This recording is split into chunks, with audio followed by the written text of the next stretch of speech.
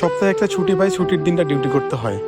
মাস শেষে স্যালারি এসে salary কার্ডটাও expire হয়ে গেছে। আলরাজি অ্যাকাউন্ট যেগুলো স্যালারি কার্ড, এগুলো প্রতি মাসে আপডেট দিতে হয়। যত ঝামেলা।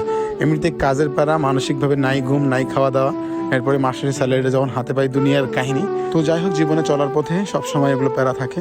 তো আমি এবার ঝটপট করে বেরোলাম। সকালবেলা ঘুমাইছি সকাল 8টায়, আর দুপুর 1টায় উঠলাম, কারণ ব্যাংক বন্ধ হয়ে যায় 4টা থেকে 5টার মধ্যে। তো এর জন্য আমি আবার আমার বন্ধুকে খুঁজে নিয়ে ওর গাড়িতে ওঠার জন্য আমি চলছি। তো কথা বলতে বলতে আমি একটা ছোটো ব্রাঞ্চে চলে আসছি। সেখানে এসে জিজ্ঞাসা করলাম যে এখানে আপডেট দেওয়া যায় কিনা। এর আগে আমি এখানে আসিনি। তো আজকে আসলাম, আসার পর দেখি এখানে অনেকক্ষণ দাঁড়াইছিলাম, তো প্রায় ঘন্টাখানেকের মধ্যে। দাঁড়ানোর পর দেখতেছি কার্ডটাকে চেক করি, তো তারা বললো যে একটা টোকেন নিতে হবে, সিরিয়াল নাম্বার। তো সিরিয়াল নাম্বার দেওয়ার জন্য আমি আমার বন্ধু সহ আকামা নাম্বার দিয়ে সিরিয়াল নাম্বারটা নিয়ে নিলাম, বসে আছি। তো অনেকক্ষণ বসে থাকার পর যে কাজের অপেক্ষায় ছিলাম, উদ্দেশ্যে ছিলাম, সে কাজ আর হইল না।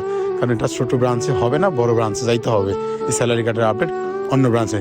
আমরা জানাশোনা মানুষগুলো কত হয়রানি হতে হয় দেখেন, ভিডিওটা না দেখলে নয়। তো নতুন যারা আছে তারা যদি কোনো স্যালারি কার্ড মানে এক্সপায়ার হয়ে যায়, বারবার আপডেট দেওয়ার জন্য কোন জায়গায় যাবে কথাবার্তা জানে না, নতুনদের জন্য খুব একটা সমস্যা।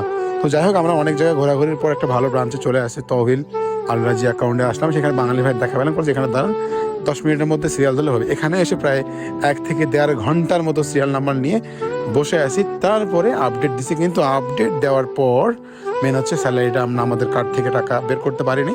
2 দিন 24 ঘন্টা পর আমার টাকাটা বের করতে পারবো। তো আমার বন্ধু অনেক নার্ভাস, আমিও অনেক নার্ভাস। যাই হোক, আমার